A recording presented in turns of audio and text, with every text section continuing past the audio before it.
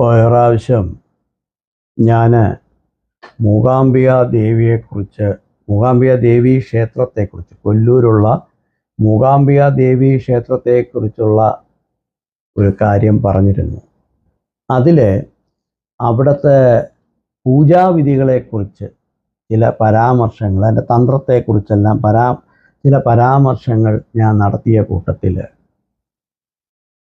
ശങ്കരാചാര്യരെക്കുറിച്ച് പറഞ്ഞു പോയിരുന്നു. അപ്പോൾ അത് ചില ചോദ്യങ്ങളായിരുന്നു ചോദിച്ചത്. അന്നേരം ചിലർ നേരിട്ടും അല്ലാതെയും ഒക്കെ ചില പരാമർശങ്ങൾ നടത്തി. ശങ്കരാചാര്യരെക്കുറിച്ച് അറിഞ്ഞൂടാത്തതുകൊണ്ടായിരിക്കാം ചിലത് പറഞ്ഞതെന്ന് പറഞ്ഞു. ശരി, സമ്മതിച്ചു. വേറെ ചിലർ ശങ്കരാചാര്യരെ വെല്ലുവിളിക്കത്തക്ക വിധത്തിലായോ എന്ന് ചോദിച്ചു. ആരെയും വെല്ലുവിളിക്കത്തക്ക വിധത്തിൽ ഞാനൊന്നും ആയിട്ടില്ല. ശങ്കരാചാര്യരെ വെല്ലുവിളിക്കുക എന്ന് പറഞ്ഞാൽ ഒരു അത്രയും വലിയ ബുദ്ധിയുള്ളവർക്ക് പോലും സാധിക്കത്തില്ല. അത്രത്തോളം മിടുക്കനാണ് ശങ്കരാചാര്യർ. പക്ഷെ ശങ്കരാചാര്യരെ കുറിച്ച് പഠിച്ചു പോകുമ്പോൾ, അദ്ദേഹത്തിൻ്റെ ഗ്രന്ഥങ്ങളെക്കുറിച്ച് പഠനം നടത്തുമ്പോഴും അദ്ദേഹം രചിച്ചിട്ടുള്ള ഭാഷ്യങ്ങളെക്കുറിച്ച് പഠനം നടത്തുമ്പോഴൊക്കെ ഉണ്ടാകുന്ന, അതിൻ്റെ ജീവിതത്തിലേക്ക് കടന്നു പോകുമ്പോൾ ഉണ്ടാകുന്ന ചില സംശയങ്ങൾ, ചില ചോദ്യങ്ങൾ സ്വാഭാവികമായിട്ട് ഒരു വ്യക്തി എന്ന നിലയിൽ നമുക്കുണ്ടാവുകയും അത് പങ്കുവച്ചു എന്നുള്ളതാണ്. അറിവിനെ അറിവ് കൊണ്ട് വേണം മുറിക്കേണ്ടത് എന്നുള്ളത് മനസ്സിലാക്കണം. കാരണം അറിവിനെ അറിവ് കൊണ്ട് മുറിക്കുമ്പോൾ മാത്രമേ അത് നല്ലൊരു സംവാദമായി മാറുകയും അത് ഭാവി തലമുറയ്ക്ക് ഗുണം ചെയ്യുന്ന വിധത്തിലേക്ക് വരികയുള്ളൂ. അതുകൊണ്ട് മാത്രമാണ് ഇപ്പോൾ ശങ്കരാചാര്യരെക്കുറിച്ച് എനിക്കറിയുന്ന ചില കാര്യങ്ങൾ, കുറച്ച് കാര്യങ്ങൾ മാത്രം പറഞ്ഞു പോകണമെന്ന് വിചാരിക്കുന്നത്. അത് വളരെ കുറച്ച് കാര്യങ്ങളെ പറയുന്നുള്ളൂ. കൂടുതൽ പറയേണ്ട ആവശ്യങ്ങൾ വരികയാണെങ്കിൽ അദ്ദേഹത്തിൻ്റെ ഓരോ ഭാഷ്യങ്ങളെക്കുറിച്ചും മറ്റും നമുക്ക് സംസാരിക്കേണ്ടി വരുന്ന ഒരു സാഹചര്യം വരാണെങ്കിൽ സംസാരിക്കാം. പക്ഷേ എതിർക്കുമ്പോൾ അല്ലെങ്കിൽ പരാമർശങ്ങൾ നടത്തുമ്പോൾ വ്യക്തമായിട്ടുള്ള കാര്യങ്ങൾ പറഞ്ഞു വേണം പരാമർശം നടത്താൻ. അല്ലാതെ വെല്ലുവിളിക്കാറായോ എങ്കിൽ കാണാം എന്നുള്ള രീതിയിലുള്ളതൊക്കെ വെറും തരംതാണ രീതിയിലുള്ള കാര്യങ്ങളാണ്. അതല്ല നമുക്കിവിടെ ആവശ്യം. ശങ്കരാചാര്യരെക്കുറിച്ച് അധികമൊന്നും അറിയാത്തത് കൊണ്ടാണ് ഇങ്ങനെ അജിത്ത് സംസാരിച്ചതെന്ന് ശങ്കര പീഠങ്ങളുമായി ബന്ധപ്പെട്ട ഒരു വ്യക്തി എന്നോട് പറഞ്ഞു. ഞാൻ ചോദിച്ചു ആ വ്യക്തിയോട്, ശരി, എനിക്ക് വലുതായിട്ട് അറിയില്ല, താങ്കൾക്ക് അറിയാമായിരിക്കില്ല, നമുക്ക് നന്നായിട്ട് അറിയാം, എങ്കിൽ പിന്നെ ശങ്കരാചാര്യർ ജനിച്ച സമയം ഒന്ന് പറയാം, ജനിച്ച കാലം. അത് അദ്ദേഹം പറഞ്ഞു, ക്രിസ്തുവിന് മുമ്പ് ആണ് അദ്ദേഹം ജനിച്ചത്. ക്രിസ്തുവിന് മുമ്പ് എപ്പോൾ ജനിച്ചു? അത് 500 എന്തൊക്കെയാണ്, വ്യക്തമായ ഉത്തരവില്ല. ശങ്കരാചാര്യരുടെ ജനന സമയത്തെക്കുറിച്ച് ഇന്നും ഒരു തർക്ക വിഷയമാണ്. ശങ്കരാചാര്യർ ബിഫോർ ക്രൈസ്റ്റ് BC 509 ജനിച്ചു എന്ന് ചിലർ പറയുന്നു. എന്നാൽ ശങ്കരാചാര്യർ ക്രിസ്തുവിന് ശേഷമാണ് ജനിച്ചതെന്നും ക്രിസ്തുവിന് ശേഷം 841 മറ്റു ചിലരും പറയുന്നു. അപ്പോൾ ഇതിനെക്കുറിച്ച് ഇത് പറയുന്ന കൂട്ടത്തിൽ തന്നെ വേറെ ചിലർ പറഞ്ഞ എന്താണ്, അദ്ദേഹം AD 788 820 ഇടയ്ക്ക് ജനിച്ചു എന്നുള്ളതാണ്. സത്യത്തിൽ ഇതിനൊരു വ്യക്തത വരുത്തേണ്ടത് ആരാണ്? ഞാനാണോ? ശങ്കരാചാര്യരെക്കുറിച്ച് ഒരുപാട് കാര്യം ആ ശങ്കരപീഠത്തിലുള്ളവരല്ലേ പറയേണ്ടത്. ശങ്കരപീഠത്തിലുള്ളവർ പോലും പറയുന്നില്ല ശങ്കരാചാര്യരുടെ ജനന തീയതിയെക്കുറിച്ച് ഒന്നും വ്യക്തമല്ല. അപ്പോൾ ഇത് ശൃംഗേരി മഠം പറയുന്നത് ഒന്ന്, മറ്റൊരു മഠം പറയുന്നത് മറ്റൊന്ന്. ഇവർ തമ്മിൽ തന്നെ തർക്കമുണ്ട്. അദ്ദേഹം സ്ഥാപിച്ച മഠങ്ങൾ തമ്മിൽ തന്നെ തർക്കമുണ്ട് എന്ന് പറഞ്ഞാൽ അതെന്തുമാത്രം എന്തുമാത്രം തമാശയായിട്ടാണ് നമുക്ക് കാണാൻ പറ്റുന്നത്. അവർ തമ്മിൽ തർക്കിക്കുകയാണ്. അദ്ദേഹം ജനിച്ചതിനെ സംബന്ധിച്ചും അദ്ദേഹം ഇപ്പോഴല്ല ജനിച്ചതെന്നൊക്കെ പറയുമ്പോൾ ജനന തീയതി ഇന്നും വ്യക്തമല്ല അദ്ദേഹത്തിൻ്റെ. ആ ജനന തീയതിയെക്കുറിച്ച് നമ്മൾ ഗവേഷണം നടത്തി പോകുമ്പോൾ തെലുങ്ക് വർഷത്തിൽ പറയുന്നുണ്ട്. വിഭാവ എന്ന് പറയുന്ന, നമ്മളിപ്പോൾ ഇങ്ങനെ ഓരോന്ന് പറയുന്ന പോലെ നന്ദന, പിന്നെ സർവജിത്ത്, പിന്നെ വിളംബി എന്നൊക്കെ പറയുന്ന പല വർഷങ്ങളെക്കുറിച്ച്, പല തീയതികളെക്കുറിച്ച് പല പല ഗ്രന്ഥങ്ങളിൽ കാണും. ശൃംഗേരി മഠം പറയുന്നതോ BC 684 എന്ന് പറയുന്നു. ശങ്കരാചാര്യർ സ്ഥാപിച്ച മറ്റൊരു മഠം പറയുന്നതോ BC 509 എന്ന്. അവർ തമ്മിൽ ഐക്യമില്ല. ശങ്കരാചാര്യരുടെ ആൾക്കാർക്ക് തമ്മിൽ ഐക്യമില്ല. എന്നിട്ടാണ് നമ്മളോട് ചോദിക്കുന്നത് നിങ്ങൾക്ക് ശങ്കരാചാര്യരെ കുറിച്ച് എന്തറിയാമെന്ന്. ശരിയാണ്. ഇതിനൊക്കെ ഉത്തരം പറയാൻ ശങ്കരപീഠത്തിലുള്ളവർ തയ്യാറായേ പറ്റുള്ളൂ. എങ്കിൽ മാത്രമേ നമ്മളെപ്പോലുള്ള ശങ്കരാചാര്യരെ വിശ്വസിക്കുന്നവർക്ക് ഇതിനെക്കുറിച്ച് പഠിക്കാൻ പറ്റുള്ളൂ. ദിവസത്തെക്കുറിച്ച് പറയുമ്പോൾ ഒരിടത്ത് പറയുന്ന എന്താണ്? വിശാഖ ശുദ്ധ അഷ്ടമി ദിവസമാണ്. വിശാഖ ശുദ്ധ അഷ്ടമി ദിവസമാണ് അദ്ദേഹം ജനിച്ചതെന്ന് പറയുന്നു. ഇത് എന്നാൽ അതൊരിടത്ത്. വേറൊരിടത്ത് പറയുന്നത് എന്താണ്? പഞ്ചമി ദിവസമാണ് ജനിച്ചതെന്ന് പറയുന്നത്. ഇതിലേത് വിശ്വസിക്കണം? എന്നാൽ ഇതിനൊപ്പം തന്നെ ഗുരുവംശകാവ്യം പറയുന്ന എന്താണ്? ശങ്കരാചാര്യർ ജനിച്ചത് കർക്കടക ലഗ്നത്തിൽ ജനിച്ചു. ഗുരു, പിന്നെ ശനി, സൂര്യൻ, ശുക്രൻ ഇവ ഉച്ചസ്ഥായിലായിരിക്കുമ്പോഴാണ് അദ്ദേഹം ജനിച്ചതെന്ന് പറയുന്നു. ഇത് ഗുരുവംശകാവ്യത്തിൽ പറഞ്ഞിട്ടുള്ളതാണ്. അപ്പൊ ഇങ്ങനെ പല പല രീതിയിലാണ് ശങ്കരാചാര്യരെ കുറിച്ച് പറയുന്നത്. ഇതിന് ഒരു ഐക്യം ഉണ്ടാവണ്ടേ? എന്നിട്ട് നമുക്ക് ശങ്കരാചാര്യരുടെ പ്രതിഷ്ഠ സ്ഥാപിച്ചതിനെ കുറിച്ചൊക്കെ തർക്ക വിഷയമാക്കാം. ആദ്യം ഈ തർക്കത്തെ തന്നെ പരിഹരിച്ചു തരണ്ടേ? അതുപോലും ഇത്രയും കാലമായിട്ട് സാധിച്ചിട്ടില്ല. ശങ്കരാചാര്യരുടെ അച്ഛൻ അമ്മമാരെ കുറിച്ച് വ്യക്തമായ ഉത്തരവുണ്ടോ? അത് അച്ഛനമ്മമാരുടെ കാര്യത്തിനെ കുറിച്ച് ഞാൻ കൂടുതൽ പറയുന്നില്ല. എന്നിരുന്നാൽ പോലും പറയേണ്ടി വരികയാണെങ്കിൽ പറയാം. അദ്ദേഹത്തിൻ്റെ അമ്മയെക്കുറിച്ച്, അമ്മയുടെ പേര് ആര്യമ്പയാണെന്ന് ചിലർ പറയുന്നു. ആര്യമ്പ ആണെന്ന് പറയുന്നു. വേറെ ചിലർ പറയുന്നത് സതീദേവിയാണെന്ന് പറയുന്നു. ആ അമ്മയുടെ പേര് സതീദേവിയാണെന്ന്. വിസ്ത എന്ന് പറഞ്ഞുകൊണ്ട് ചിലർ പറയുന്നുണ്ട്. പിന്നെ വേറെ ചിലർ പറയുന്നു മഹാദേവിയാണെന്ന് പറയുന്നു. ചിലപ്പോൾ ആ അമ്മയ്ക്ക് പല പേരുകൾ കാണാനായിരിക്കും. അങ്ങനെ നമുക്ക് ആശ്വസിക്കാം. പിതാവിനെ കുറിച്ചോ, പിതാവിൻ്റെ പേരിനെ കുറിച്ചോ ഒരിടത്ത് പറയുന്നു ശിവഗുരു ആണ് അദ്ദേഹത്തിൻ്റെ അച്ഛൻ്റെ പേരെന്ന്. മറ്റു ചിലർ പറയുന്നു ശിവശർമ്മയാണെന്ന് പറയുന്നു. വേറെ ചിലർ പറയുന്നു വിശ്വജിത്താണെന്ന് പറയുന്നു. ഭവിഷ്യ പുരാണത്തിനെ ബേസ് ചെയ്തുകൊണ്ട് ഭൈരവദത്തൻ എന്ന് പറയുന്നു. ഇതിലേതാണ് അദ്ദേഹത്തിൻ്റെ അച്ഛൻ്റെ യഥാർത്ഥ പേര്? ഇത് ശങ്കരാചാര്യരെ കുറിച്ച് പഠിക്കുന്നവർക്ക്, ഗവേഷണം നടത്തുന്നവർക്ക് വ്യക്തമായ ഉത്തരം നൽകേണ്ടത് ആരാണ്? ശങ്കരപീഠത്തിലെ ആൾക്കാരാണ്. ശങ്കരപീഠവുമായി ബന്ധപ്പെട്ട് നിൽക്കുന്ന ആൾക്കാരാണ് അത് പറയേണ്ടത്. അല്ലാതെ ഞാനോ മറ്റുള്ളവരോ അല്ല. നമ്മളൊക്കെ പഠിക്കാൻ ശ്രമിക്കുന്ന ആൾക്കാരാണ്. ശങ്കരാചാര്യരെ കുറിച്ച് പഠിക്കാൻ ശ്രമിക്കുന്ന ആൾക്കാരാണ്. അദ്വൈതം പോലും ശങ്കരാചാര്യരുടേതല്ല എന്ന് പറഞ്ഞാൽ അത് ചോദ്യം ചെയ്യാൻ പറ്റുമോ?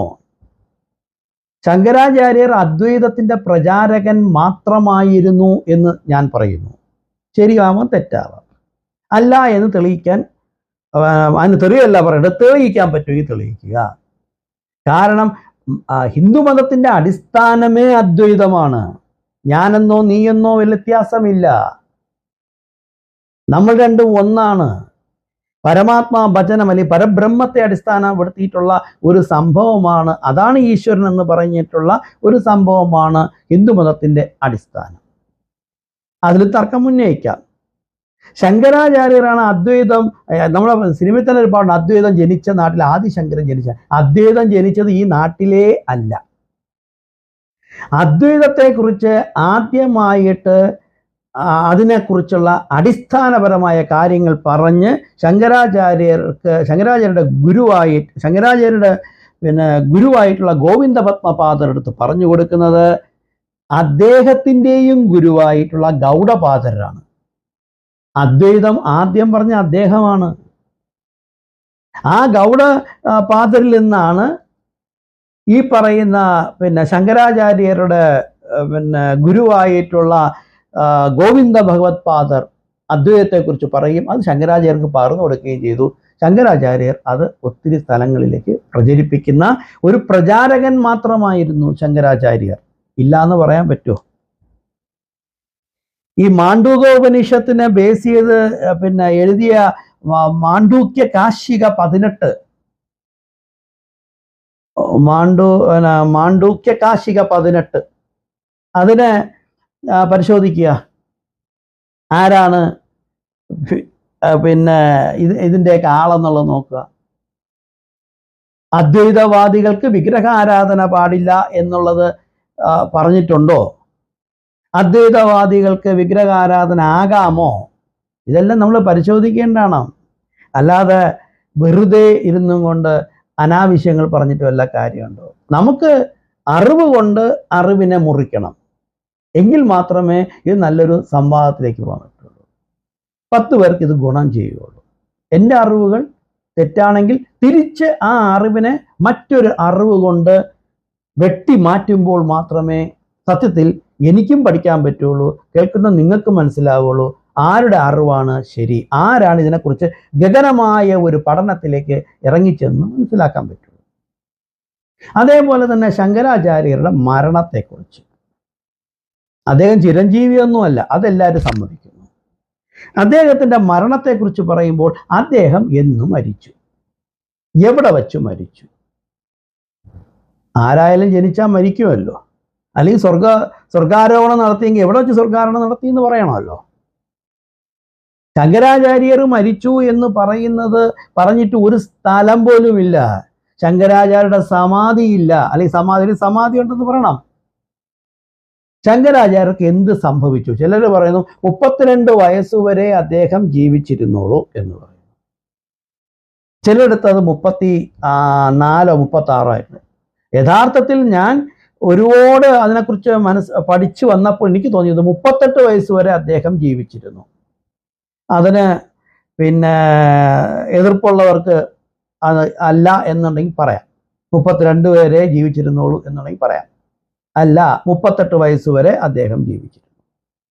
അദ്ദേഹത്തിൻ്റെ മരണത്തെക്കുറിച്ചും പിന്നെ അദ്ദേഹത്തിൻ്റെ ശവകുടീരം എന്ന് പറഞ്ഞ് കുറേ പേര് കൊണ്ടു നടക്കുന്ന ഒരു സ്ഥലമുണ്ട്. കേദാരത്തിലെ ബദരിയിൽ നിന്ന് ഒരു 150 വാര അകലെയായിട്ട് ഏതാണ്ടൊരു പിന്നെ എന്താ പറയുക 12 സ്ക്വയർ ഫീറ്റിലായിട്ടുള്ള ഒരു ലോഹ തകിടുണ്ട്. കണ്ടിട്ടുള്ളവർക്ക് അറിയാമായിരിക്കും. ഇത് ശങ്കരാചാര്യരുടെ ശവകുടീരമാണെന്ന് അവിടെയുള്ളവർ പറയുന്നു. അവിടെയുള്ളൊരു വിശ്വാസമാണ്. ഇത് യഥാർത്ഥത്തിൽ ശങ്കരാചാര്യർ സ്ഥാപിച്ച പീഠങ്ങളിലുള്ളവർ അംഗീകരിച്ചിട്ടില്ല. അത് ശരിയല്ല എന്നാണ് പറയണത്.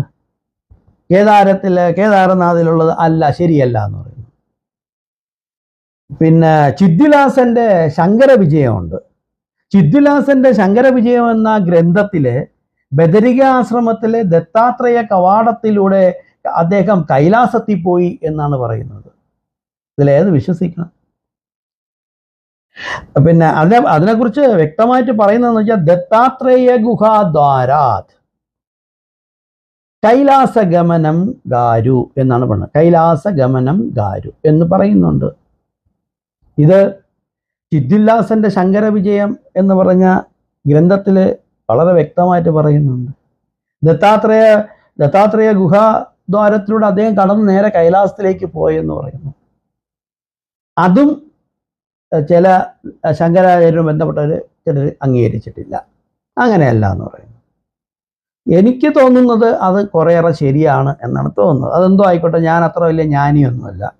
ഇതിനൊക്കെ ഉത്തരം നൽകേണ്ടത് ശങ്കരാചാര്യരുടെ ആൾക്കാരാണ്, ശങ്കരപീഠം. അല്ലാതെ വിളിച്ച് ചോദിക്കുന്നതിൽ അർത്ഥമൊന്നുമില്ല. ഇതേ സമയം സദാനന്ദയുടെ ശങ്കര വിജയമുണ്ട്. അതിൽ പറയുന്നത് എന്താണ്? ശിവന്റെ വാഹനമായ നന്ദിയുടെ പുറത്ത് കയറി അദ്ദേഹം കൈലാസത്തിൽ പോയെന്നാണ്. തർക്കങ്ങളാണ്. അവർ തമ്മിലുള്ള തർക്കം ഇതുവരെ തീർന്നിട്ടില്ല. പിന്നെയല്ലേ നമ്മളെപ്പോലെ ശങ്കരാചാര്യരെ കുറിച്ച് പഠിക്കുന്നവർക്ക് ചെന്ന് കൺഫ്യൂഷനിലായി പോകുന്നത്. ഗുരുവംശകാവ്യം പറയുന്നതോ അത് മറ്റൊന്ന്. വേറെ ചിലർ പറയുന്നത് എന്താണ്, തൃശ്ശൂരിലെ നമ്മളെ വടക്കുംനാഥ ക്ഷേത്രത്തിലെ ആണെന്ന് പറയുന്നു.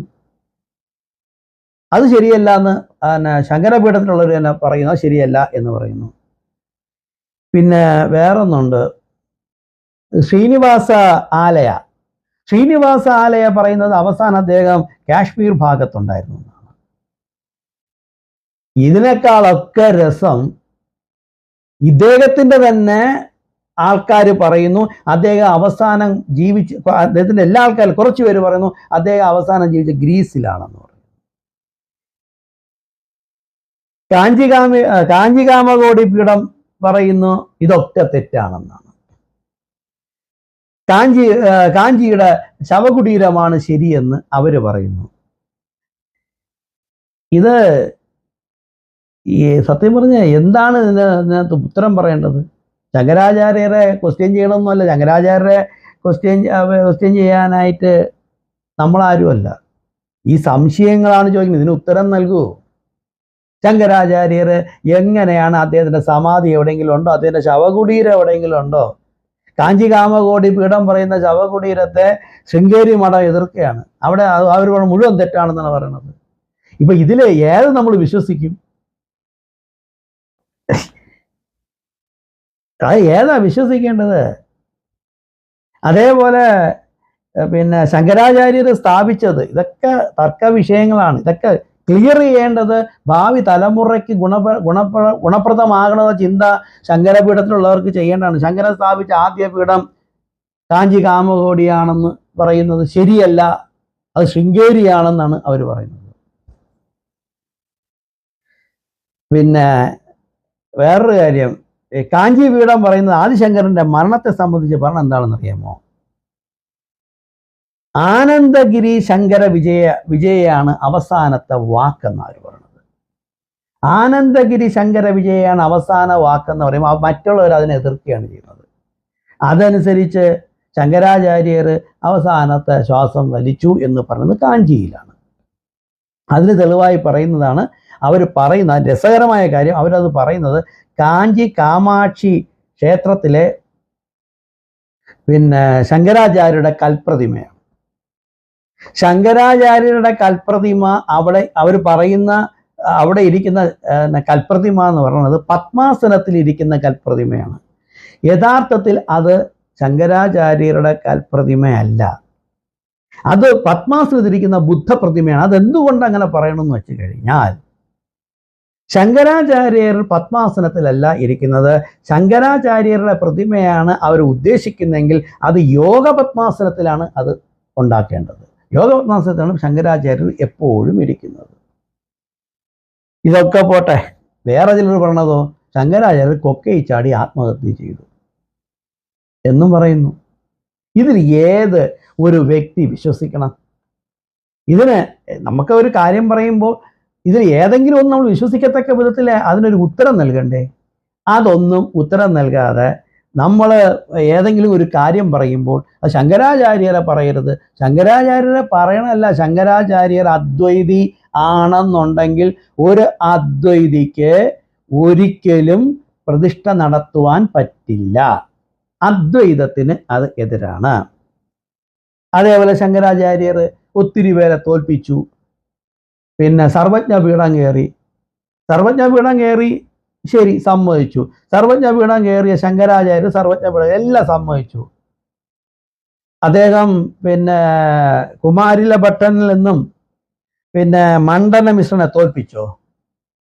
അതും തോൽപ്പിച്ചു എന്ന് പറയാം. എല്ലാം സമ്മതിച്ചതാണ്. ഭാരതീ ദേവി എന്ന് പറയും എന്ന പേരിലും ഉദയഭാരതി എന്ന് പറയുന്നവരെയും ആയിട്ടുള്ള ഡിസ്കഷനിൽ മണ്ഡനമിത്രൻ്റെ ഭാര്യ ആയിട്ടുള്ള ഡിസ്കഷനിൽ ലൈംഗികതയെക്കുറിച്ച് ചോദിച്ചപ്പോൾ അദ്ദേഹം എന്താ ചെയ്തത്? തനിക്കതിനെക്കുറിച്ച് അറിയില്ല എന്ന് മാത്രമല്ല, താൻ കുഞ്ഞിലെ തന്നെ ബ്രഹ്മചാരി ആയതുകൊണ്ട് എനിക്ക് അതിനെക്കുറിച്ച് പഠിക്കേണ്ടിയിരിക്കുന്നു എന്ന് പറഞ്ഞു.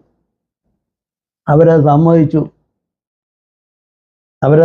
സമ്മതിച്ചു.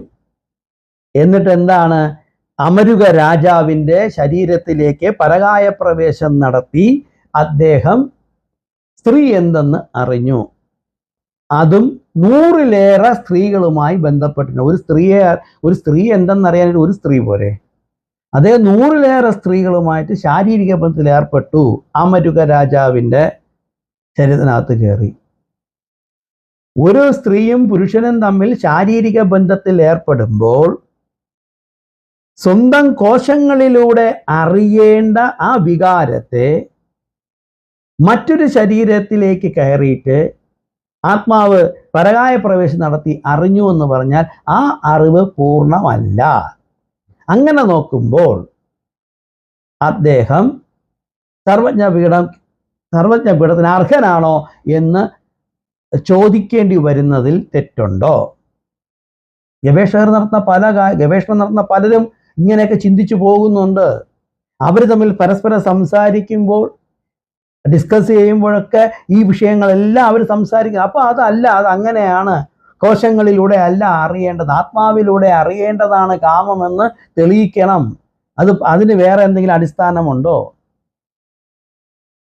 അപ്പോൾ പിന്നെ അത് മാത്രമല്ല, കാമസൂത്രം, പിന്നെ ഏറ്റവും രസകരമായ കാര്യം, കാമസൂത്രം എഴുതിയ വ്യാസാന മുനി പിന്നെ ബ്രഹ്മചാരിയായിട്ട് ജീവിച്ചാണ് കാമസൂത്രം എഴുതി എന്നൊരു വാദം ഇരിക്കുമ്പോൾ, വാദമുണ്ട്, ഒരു വാദമാണ്, അതവിടെ ഇരിക്കട്ടെ. അദ്ദേഹം ഒരു സ്ത്രീയായിട്ടും ശാരീരികത്തിൽ ഏർപ്പെടാതെയാണ് ഈ കാമസൂത്രം എഴുതിയെന്ന് ഒരു വിഭാഗക്കാർ പറയുമ്പോൾ, അല്ല മറ്റൊരു പറഞ്ഞ് അദ്ദേഹം മഹാവ്യഭിചാരിയായിരുന്നു പറഞ്ഞാൽ, രണ്ടും ഇരിക്കട്ടെ. ശങ്കരാചാര്യരും കാമകേളികളുടെ 1008 ശ്ലോകങ്ങൾ എഴുതിയിട്ടുണ്ട്. അതും വ്യാസന്റെ കാമസൂത്രത്തെ വെല്ലുന്ന വിധത്തിലുള്ള രചനകളായിരുന്നു അത്. പക്ഷെ ഒന്നും അദ്ദേഹത്തിന്റെ പേരിലായിരുന്നില്ല, അമരുക രാജാവിൻ്റെ പേരിലായിരുന്നു. അമരുക രാജാവിൻ്റെ പേരിലാണ് അത് ഇന്നും അറിയപ്പെടുന്നത്. ഇതൊക്കെ നമ്മൾ പരസ്പരം കൂട്ടി വായിക്കുമ്പോൾ ശങ്കരാചാര്യർ എന്ന് പറയുന്ന, നമ്മൾക്ക് കുഞ്ഞുനാൾ മുതൽ നമ്മൾ കേട്ട് വരുന്ന കാര്യങ്ങൾ ശരിയാണോ എന്ന് ചിന്തിച്ചാൽ അത് നിങ്ങളുടെ ചിന്ത തെറ്റാണ് എന്ന് പറഞ്ഞ് ബോധ്യപ്പെടുത്താനായിട്ട് തുടക്കം മുതലേ ശങ്കരപീഠങ്ങളിലുള്ളവരും അതുമായി ബന്ധപ്പെട്ടവരും പറയേണ്ടി വരും. കാരണം അദ്ദേഹത്തിൻ്റെ ജനനം മുതൽ മരണം വരെയുള്ള ഏറ്റവും പ്രധാനപ്പെട്ട ജനന സമയം, എന്ന് ജനിച്ചു, എവിടെ ജനിച്ചു, അച്ഛനാര്, അമ്മയാര്, ഇതിനൊക്കെ വ്യക്തമായിട്ട് തർക്കമില്ലാത്ത വിധം ഈ 4 മഠങ്ങളും കൂടെ ചേർന്ന് വ്യക്തമായൊരു ഉത്തരം നൽകണം. മരണത്തെക്കുറിച്ചും ഉത്തരം നൽകണം. അതില്ലാത്തിടത്തോളം കാലം പരസ്പരം തല്ലിക്കൊണ്ടിരിക്കുകയും നമ്മളെപ്പോലുള്ളവർ ഇങ്ങനെ അദ്ദേഹത്തെക്കുറിച്ച് കൂടുതൽ പഠിച്ചു വരുമ്പോൾ പല സംശയങ്ങൾ നമുക്ക് ഉണ്ടാവുകയും അതിൽ നിന്ന് ചില ചോദ്യങ്ങൾ നമ്മൾ ജനങ്ങളുടെ മുമ്പിലേക്ക് ഇട്ടുകൊടുക്കുകയും ചെയ്യും. ഇത് ശങ്കരാചാര്യരെ വെല്ലുവിളിക്കുന്നതല്ല. യഥാർത്ഥ ശങ്കരാചാര്യരുടെ ജീവിതത്തെക്കുറിച്ചുള്ളൊരു പഠനം വേണ്ട കാലം കഴിഞ്ഞിരിക്കുന്നു. അതുകൊണ്ടാണ് അത് പറയുന്നത്. ഭജഗോവിന്ദത്തിൽ 18 ശ്ലോകങ്ങളുണ്ട്. ഈ ഭജഗോവിന്ദത്തിലെ 18 ശ്ലോകങ്ങളിലും അദ്ദേഹം ദ്വൈതമാണോ പറഞ്ഞിരിക്കുന്നത്, അദ്വൈതമാണോ പറഞ്ഞിരിക്കുന്നത്? എത്ര കാലം അദ്ദേഹം ദ്വൈതവാദം കൊണ്ടു നടന്നു, എത്ര കാലം അദ്ദേഹം അദ്വൈതവാദം കൊണ്ടു നടന്നു, അതറിയണ്ടേ? ഇതൊക്കെ നമ്മൾ മനസ്സിലാക്കുമ്പോൾ അദ്ദേഹം പ്രതിഷ്ഠിച്ച ശിവലിംഗങ്ങൾ, ഓരോ സ്ഥലത്തും അദ്ദേഹം ശിവലിംഗങ്ങൾ പ്രതിഷ്ഠിച്ചിട്ടുണ്ട്. അദ്ദേഹത്തിൻ്റെ ആ ശിവലിംഗ പ്രതിഷ്ഠകളെക്കുറിച്ച്, അദ്ദേഹം സ്ഥാപിച്ച ശിവലിംഗ പ്രതിഷ്ഠകളെക്കുറിച്ചും അതിൻ്റെ കാരണങ്ങളെക്കുറിച്ചും മറ്റു കാര്യങ്ങളൊക്കെ നമ്മൾ മനസ്സിലാക്കണ്ടേ? അതേപോലെ ഒരു വളരെ വലിയൊരു വിഷയമാണ് ദത്താത്രേയ കവാടത്തിലൂടെ. ചിദ്വിലാസന്റെ ശങ്കരവിജയത്തിൽ അത് വ്യക്തമായിട്ട് വീണ്ടും പറയുന്നുണ്ട്. ദത്താത്രേയ കവാടത്തിലൂടെ അദ്ദേഹം പോകുന്നു. സത്യത്തിൽ അത് ശരിയാണോ ഇല്ലയോ എന്നുള്ളത് കറക്റ്റായിട്ട് പറയേണ്ടത് ആരാണ്? എന്നെപ്പോലുള്ളവരാണോ? നമ്മളൊക്കെ വെറും സാധാരണ മനുഷ്യരാണ്. നമ്മളൊക്കെ ആത്മീയ അന്വേഷണം നടത്തുന്ന ആൾക്കാർ. ഇതുപോലുള്ള കാര്യങ്ങളെക്കുറിച്ച് വെറുതെ ഇങ്ങനെ ഗഗനമായി പലരോടും ചോദിച്ചും മനസ്സിലാക്കിയും വായിച്ചും പഠിച്ചും കണ്ടൊക്കെ ചെയ്യുന്ന ആൾക്കാർ. ഇതിൻ്റെയൊക്കെ ആൾക്കാരെന്ന് പറയുന്നവർ വ്യക്തമായ ഒരു ഉത്തരം നൽകിയാൽ നമ്മളെപ്പോലുള്ള ഒരു ഇത്തരം ചോദ്യങ്ങൾ ചോദിക്കത്തില്ല. മൂകാംബിക ദേവിയെ പ്രത്യക്ഷപ്പെടുത്തി മൂകാംബിക ദേവിയെയും കൊണ്ട് സ്വന്തം നാട്ടിലേക്ക് വരുന്ന അതേ കഥയല്ലേ അദ്ദേഹം അപ്പുറത്ത് നടത്തിയത്? അത് ഞാൻ പോയ ദിവസം പറഞ്ഞിട്ടുണ്ടായിരുന്നു. ഒരേപോലെയാണ്. തിരിഞ്ഞു നോക്കരുത്, ഭാരതി തിരിഞ്ഞു നോക്കി. തിരിഞ്ഞാൽ അവിടെ ശൃംഗേരിക്ക് അടുത്ത് വെച്ച് അത് കല്ലായി മാറി. മൂകാംബി തിരിഞ്ഞു നോക്കി, ചിലങ്കനാഥൻ തിരിഞ്ഞു നോക്കി, അവിടെ ദേവി ഇരുന്നു. ഇതൊക്കെ ഏതാ ശരി? അദ്ദേഹം കിഴക്ക്, പടിഞ്ഞാറ്, തെക്ക്, വടക്ക് എന്ന് പറഞ്ഞ് 4 ദിക്കുകളിലായിട്ട് തിരിച്ച് 4 മഠങ്ങൾ സ്ഥാപിച്ചു. ഈ മഠങ്ങൾ സ്ഥാപിച്ച വർഷത്തെക്കുറിച്ച് പോലും ഇവിടെ തർക്കം പറയുന്നുണ്ട്. കിഴക്ക് ജഗന്നാഥം സ്ഥാപിച്ചത്, കിഴക്ക് കഴിഞ്ഞിട്ട് നേരെ പടിഞ്ഞാറോട്ട് വരുമ്പോൾ ദ്വാരകമാണ്. അത് കഴിഞ്ഞിട്ട് കിഴക്ക് പടിഞ്ഞാറ്, പിന്നെ തെക്ക് വന്നിട്ട് ശൃംഗേരി, ശാരദാമഠം ശൃംഗേരിയിലെ, പിന്നെ കിഴക്ക് പടിഞ്ഞാറ് തെക്ക് വടക്ക് വന്നിട്ട് ബദരി ജ്യോതിർമഠം. ഇതൊക്കെ ഏതൊക്കെ വർഷത്തിലാണ് സ്ഥാപിച്ചത് എന്നുള്ളത് പരസ്പരം തർക്കിച്ചുകൊണ്ടിരിക്കുക. അതേപോലെ തന്നെ ഏറ്റവും രസകരമായ ഒരു കാര്യം, ശങ്കരാചാര്യരുടെ കൃതികളെക്കുറിച്ച് പോലും തർക്കമുണ്ട്. ഇവർ തമ്മിലാണ് തർക്കം, അല്ലാതെ നമ്മളെപ്പോലുള്ളവർ തമ്മിലുള്ള തർക്കം. മൂകാംബിക ദേവിയുടെ അംബാവനത്തിനകത്ത് ശങ്കരാചാര്യർ ഉണ്ട് എന്ന് പറയുന്ന കാലത്ത് മൂകാംബിക ദേവി ക്ഷേത്രം ഉണ്ടായിരുന്നോ, അതോ അതിനു മുമ്പേ മൂകാംബിക ദേവി ക്ഷേത്രം ഉണ്ടോ എന്നൊന്ന് പരിശോധിക്കണം. അതൊന്ന് പരിശോധിക്കുക, എന്നിട്ട് വേണം സംസാരിക്കാൻ. പിന്നെ ഇത് ഒരു മിനിറ്റ്, അത് ഏതാണ് അദ്ദേഹം രചിച്ചു എന്ന് പറയണത്? 17 ഭാഷ്യങ്ങൾ അദ്ദേഹം രചിച്ചിട്ടുണ്ട്. ഈ 17 ഭാഷ്യങ്ങളിൽ 3-4 ഭാഷ്യങ്ങളെ കുറിച്ച് പരസ്പരം തർക്കങ്ങളുണ്ട്. മൂലഗ്രന്ഥങ്ങളെ അടിസ്ഥാനപ്പെടുത്തി 33 മൂലഗ്രന്ഥങ്ങൾ അദ്ദേഹം രചിച്ചിട്ടുണ്ട്. 64 സ്തോത്രങ്ങൾ അദ്ദേഹം രചിച്ചു. കനകധാര സ്തോത്രം ഉൾപ്പെടെ 64 സ്തോത്രങ്ങൾ അദ്ദേഹം രചിച്ചിട്ടുണ്ട്. ഈ സ്തോത്രങ്ങളിൽ തന്നെ തർക്കം പറയുന്ന ആൾക്കാരുണ്ട്. പിന്നെ മന്ത്രശാസ്ത്രത്തെക്കുറിച്ച് അദ്ദേഹം ഗ്രന്ഥം എഴുതിയിട്ടുണ്ട്. മന്ത്രശാസ്ത്രത്തെക്കുറിച്ച് അദ്ദേഹം എഴുതിയ ഗ്രന്ഥമാണ് പ്രപഞ്ചസാരം. പ്രപഞ്ചസാരം എന്ന് പറഞ്ഞ ഗ്രന്ഥം ഇന്നും കിട്ടുന്നുണ്ട്. എന്നാൽ അദ്ദേഹത്തിൻ്റെ സപര്യാഹൃദയം എന്ന് പറയുന്ന ഗ്രന്ഥം ഇന്നും കിട്ടിയിട്ടില്ല. ഇന്നും അദ്ദേഹം അത് കണ്ടുകിട്ടിയിട്ടില്ല എന്നാണ് പറയുന്നത്. എന്നാൽ ആ സപര്യാഹൃദയം എന്ന് പറഞ്ഞ ഗ്രന്ഥത്തെ അടിസ്ഥാനപ്പെടുത്തിയിട്ട് കിട്ടിയിട്ടില്ല എന്നാണ് ശങ്കര മഠങ്ങൾ പറയുന്നത്. ആ സപര്യാഹൃദയം എന്ന ഗ്രന്ഥത്തെ അടിസ്ഥാനപ്പെടുത്തിയിട്ടുള്ള മന്ത്രശാസ്ത്രത്തെക്കുറിച്ച് സിദ്ധന്മാരുടെ 1008 ഓലകളിലൂടെ എന്ന് പറഞ്ഞ ഗ്രന്ഥം അതിൻ്റെ അടിസ്ഥാനം സപര്യാഹൃദയമാണ് എന്ന് പറഞ്ഞാൽ അതും തെറ്റാണ് എന്ന് പറയുവാൻ ശങ്കരപീഠത്തിലുള്ളവർക്ക് കഴിയുമോ? ഇത് ഞാൻ ചോദിച്ചു പോകുന്നതാണ്. അദ്ദേഹം എഴുതിയ സൗന്ദര്യലഹരി, അദ്ദേഹം ബ്രഹ്മചാരിയാണ് എന്ന് പറയുന്നു. ശരിയാണ്, അദ്ദേഹം ബ്രഹ്മചാരിയാണ്, എല്ലാം സമ്മതിച്ചു. അദ്ദേഹം ഒരു രാജാവിൻ്റെ ശരീരത്തിലേക്ക് കയറി, അതും സമ്മതിക്കുന്നു. സൗന്ദര്യലഹരി, അദ്ദേഹത്തിൻ്റെ സൗന്ദര്യലഹരിയിൽ അതിശക്തവും സുന്ദരമായിട്ടുള്ള ശ്ലോകങ്ങൾ എത്ര എണ്ണമുണ്ട്. ഓരോ ശ്ലോകങ്ങൾക്കും അർത്ഥവും കഴിഞ്ഞിട്ട് അദ്ദേഹം എന്താണ് ഉദ്ദേശിച്ചതെന്നും അതിൻ്റെ വ്യാഖ്യാനങ്ങൾ എന്തൊക്കെയാണെന്നും അക്ഷരങ്ങൾ വച്ചിട്ടുള്ള അതിൻ്റെ കെട്ടുകളും മട്ടുകളും എന്നാണ്, കെട്ടുകളും മട്ടുകളും അക്ഷരങ്ങളിലൂടെ സൗന്ദര്യലഹരിയിൽ എങ്ങനെ വിന്യസിച്ചിരിക്കുന്നു എന്നുള്ളതും കൂടെ മനസ്സിലാക്കിയിട്ട് വേണം നമ്മൾ ശങ്കരാചാര്യരെ കുറിച്ച് വാദിക്കുന്നവരോട് തർക്കിക്കാൻ. അല്ലെങ്കിൽ ആ തർക്കങ്ങളെ കണ്ണിക്കത്തക്ക വിധത്തിലുള്ള കാര്യങ്ങൾ കൊണ്ടുവരണം.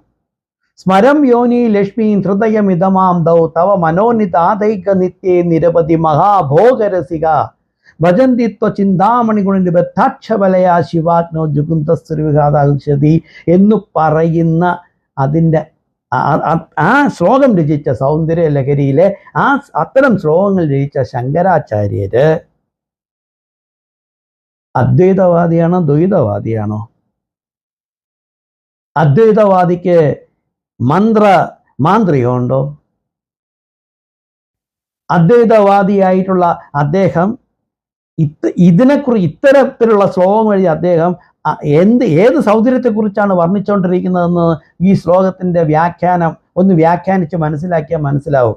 അദ്ദേഹം ഏതിനെക്കുറിച്ചാണ് പറഞ്ഞത്? സ്മരം യോനി ലക്ഷ്മീം ഹൃദയമാം വിധം തവ മനോനിതാദൈക നിത്യേ നിരവധി മഹാഭോഗരസിക. വ്യാഖ്യാനിച്ചോളാം. ഞാൻ ഇനി വ്യാഖ്യാനിച്ച സമയങ്ങളിൽ ഇപ്പം തന്നെ ഒത്തിരി നേരമായി.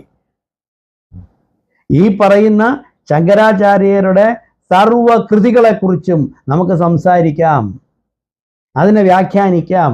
ആ വ്യാഖ്യാനത്തെ എതിർക്കേണ്ടതാണ് എതിർക്കാം. പക്ഷേ ഒരു കാര്യം മനസ്സിലാക്കണം, ശങ്കരാചാര്യരെ കുറിച്ചുള്ള ഏത് കാര്യങ്ങളെക്കുറിച്ച് നോക്കിയാലും ശരി, 17 ഭാഷ്യങ്ങളെക്കുറിച്ച് പഠിച്ചാലും ശരി, ഏതിനെക്കുറിച്ച് പഠിച്ചാലും ശരി, അദ്ദേഹം ദ്വൈതവാദിയായിരുന്നു എന്ന് തന്നെ പലപ്പോഴും നമുക്ക് മനസ്സിലാകും. മറിച്ച് അദ്ദേഹം അദ്വൈതം ഈ ലോകത്ത് നൽകിയതാണ് എന്ന് പറഞ്ഞാൽ അത് നിഷേധിക്കേണ്ടി വരും. വരും തലമുറയോട് വ്യക്തമാക്കുവാൻ ബാധ്യസ്ഥരാരാണ് എന്ന് വച്ചാൽ ശങ്കര പീഠത്തിലുള്ളവർ തന്നെയാണ്. അവർ അത് ചെയ്തേ പറ്റുള്ളൂ. അദ്ദേഹം ദത്താത്രേയ ഗുഹാദ്വാര കൈലാസഗമനം ഗാരു എന്നൊക്കെ പറഞ്ഞ് നമ്മളങ്ങനെ പോയാൽ പോരാ, അത് വ്യക്തമാക്കി തെളിയിക്കണം. ഇതിനു വേണ്ടിയുള്ള ശ്രമം നടത്താതെ മഠങ്ങൾ തമ്മിൽ പരസ്പരം അടിച്ചിട്ട് ഇതിനെക്കുറിച്ച് പഠിക്കുന്നവർ ഏതെങ്കിലും വിധത്തിൽ അബദ്ധങ്ങളോ സുബദ്ധങ്ങളോ പറഞ്ഞാൽ ശങ്കരാചാര്യർക്കെതിരെ ഒരു വാക്ക് മിണ്ടിപ്പോരുത് എന്ന് പറഞ്ഞാൽ മിണ്ടും എന്ന് തന്നെ പറയേണ്ടി വരും. അത് ഹിന്ദുമതത്തിന് വേണ്ടിയാണ്. ഹിന്ദുമത സംസ്കാരത്തിൽ ഉണ്ടാകുന്ന പുഴുക്കുത്തുകൾ ആയിട്ടുള്ള മഠങ്ങളിലെ അധിപന്മാർക്കെതിരെ സംസാരിക്കേണ്ടി വരും. അങ്ങനെ സംസാരിക്കേണ്ടി വരുന്നത് എന്തുകൊണ്ടെന്ന് വെച്ച് കഴിഞ്ഞാൽ ഇതിനെക്കുറിച്ച് ഗഗനമായി പഠിക്കുവാനുള്ള യാത്ര നടത്തുമ്പോഴാണ്. അതുകൊണ്ട് ഇതിനെക്കുറിച്ചുള്ള ശങ്കരാചാര്യരെ കുറിച്ചുള്ള വ്യക്തമായ ഒരു ധാരണ സത്യസന്ധമായിട്ട് പഠിച്ച് ശങ്കരപീഠങ്ങൾ പൊതുജനങ്ങൾക്ക് നൽകണം, ഭക്തർക്ക് നൽകണം. അതുപോലെ തന്നെ മൂകാംബിക ദേവി ക്ഷേത്രത്തിലെ പൂജാക്രമങ്ങൾ തെറ്റാണ് എന്നല്ല പറഞ്ഞത്.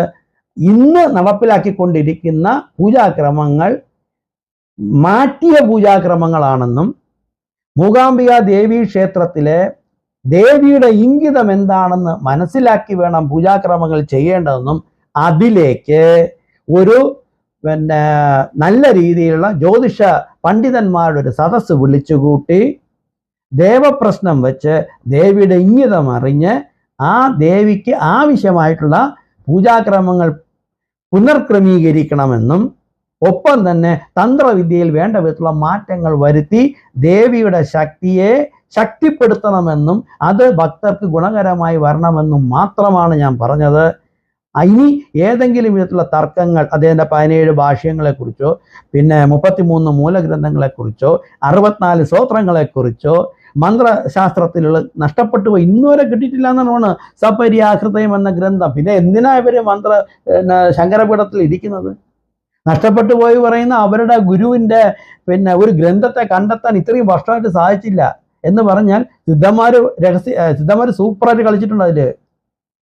അതുപോട്ടെ, അത് വിഷയം. ഇത്തരത്തിലുള്ള കാര്യങ്ങൾ തർക്കിക്കാതെ ശങ്കരാചാര്യരെ കുറിച്ച് വ്യക്തമായ ഒരു ചിത്രം പൊതുജനങ്ങൾക്ക്, അദ്ദേഹത്തെ വിശ്വസിക്കുന്നവരെ, അദ്ദേഹത്തെ സ്നേഹിക്കുന്നവർക്ക് നൽകണം എന്ന് മാത്രം പറഞ്ഞുകൊണ്ട് മൂകാംബിക ദേവിയുടെ ക്ഷേത്രത്തിലെ പൂജാക്രമങ്ങളെ തെറ്റാണെന്നല്ല പറഞ്ഞത്. ഇന്ന് നിലനിൽക്കുന്ന പൂജാക്രമം അല്ല, പണ്ടുണ്ടായിരുന്നു എന്ന് മാത്രമാണ് പറഞ്ഞതെന്നും പറഞ്ഞുകൊണ്ട് നിർത്തുന്നു. മറ്റെന്തുണ്ടെങ്കിലും ഏതു വിധത്തിലുള്ള സംശയങ്ങൾക്കും ഉത്തരം നൽകാൻ ഞാൻ ബാധ്യസ്ഥനാണെന്നും അതേപോലെ ചോദ്യങ്ങൾ ചോദിക്കുന്നവർ തിരിച്ച് ആക്ഷേപ രീതിയിലല്ല പറയേണ്ടത്, അറിവിനെ അറിവ് കൊണ്ട് തന്നെ മുറിക്കണം, അങ്ങനെ ഇതൊരു നല്ല സംവാദമാക്കി മാറ്റണം എന്നാണ് എൻ്റെ ആഗ്രഹമെന്നും എല്ലാവിധ ജ്ഞാനത്തെയും സ്വാഗതം ചെയ്യുന്നു എന്ന് പറഞ്ഞുകൊണ്ട് നിർത്തുന്നു. ബാക്കി പിന്നെ.